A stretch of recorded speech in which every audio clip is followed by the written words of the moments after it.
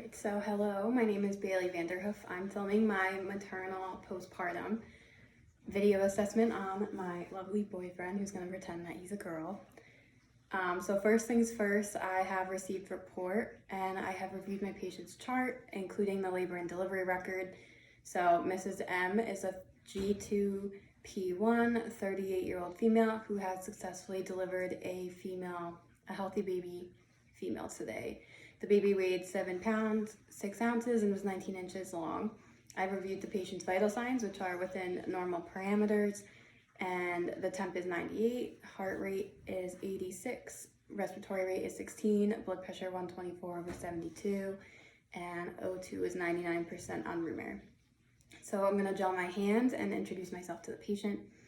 So gelling my hands, hi, my name is Bailey. I am going to be your nurse today. I'm going to be performing a postpartum assessment on you just to make sure that there are no complications. I'm going to be assessing your breast, your uterus, your bladder, your bowel, and your lochia, just to make sure that you're recovering from your delivery well and that there's no signs of any complications or hemorrhaging. So how are you feeling right now? I'm good. Any pain? No. Okay. So, can you please state your name and date of birth for me? My name is Mary Martz, and I was born on September 24th, 1982. Okay, perfect. So, that lines up with the 38-year-old female. So then I'm going to raise the bed to my height. I'm going to lower the side rail near me. I'm going to make sure that I might lower the head a little bit, make sure that my patient is comfortable.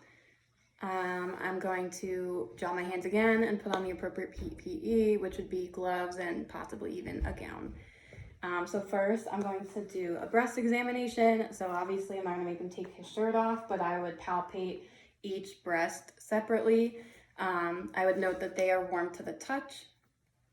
I know you fed your first baby. You breastfed them. Are you planning on breastfeeding this baby as well? I plan on it. Okay.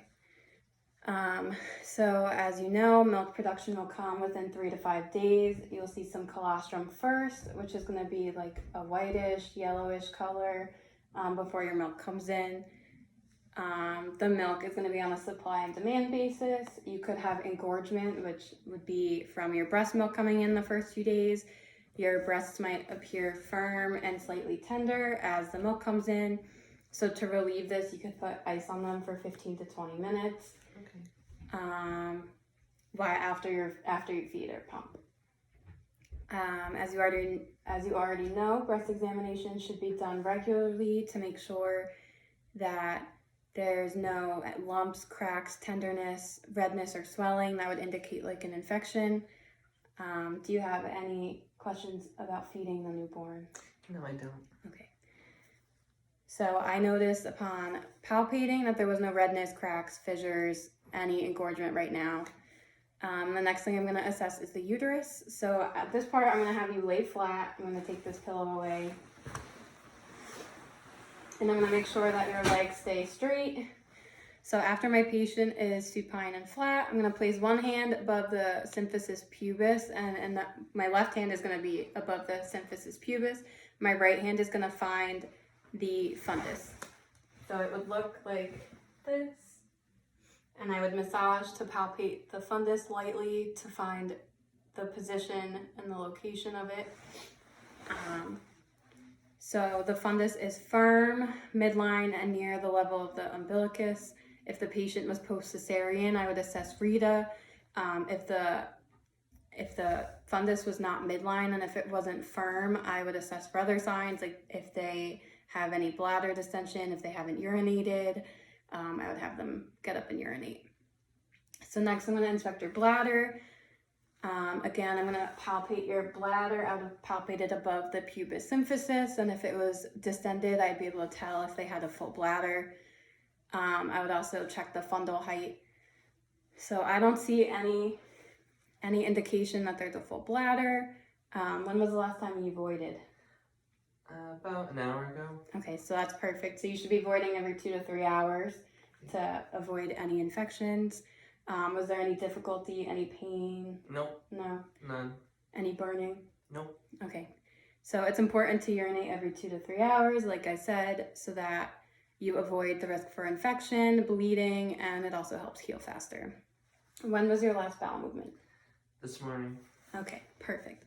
So now that I've assessed all that, I'm gonna assess the lochia. So I'm just gonna look and I'm gonna find the pad and I'm gonna take the pad out and I'm gonna look at it. I'm gonna notice right now it is a dark red, heavy flow with a stale and musty odor. During the postpartum period, the lochia is gonna change. So for the first 3 days, it's gonna be a dark red. And then on day 4, it's gonna turn more to a pinkish brownish. And then it will go to a whitish yellow around 2 weeks, and it could last for probably around 6 weeks. Okay. That's all normal. Can you just roll to your side really quick? So I would assess the patient to make sure that there's no excessive bleeding under them, nothing pooling that I can't see. I also would assess their rectum at this point. So I don't see any signs of edema, hematomas, lacerations, any infections in the vaginal area. Obviously, I'm not going to check that on him. The patient did not have an episiostomy, but if they did, I would assess for any infection, swelling, redness. The rectal area also appeared to be normal. I didn't see any hemorrhoids or any lacerations present when I turned to the patient. So now I'm going to assess Holman sign. So for Holman sign, let me move this to see the legs. I'm just going to have you keep your legs straight. I'm going to press on your knees, and you're just going to flex your feet for me. This is to assess for DVTs. So can you flex your feet for me? And then I could palpate the calf too, just to make sure that I don't feel anything. Do you have any pain? No. No? Okay. So that is to assess for DVTs once again.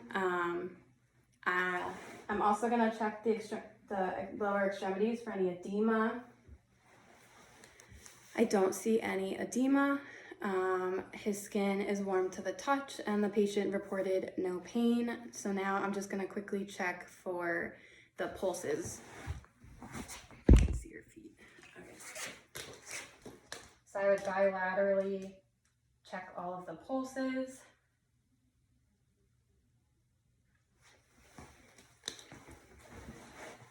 They're 2+ bilaterally, they're strong, which is within normal parameters. So then my findings of the assessment appear that the mom is obviously physically exhausted, irritable, but compliant to all of the nursing care. This is a normal finding in a postpartum mother. The mother is alert, oriented, and pleasant. And I will include my S-bar coupled with the baby in my next assessment that I post.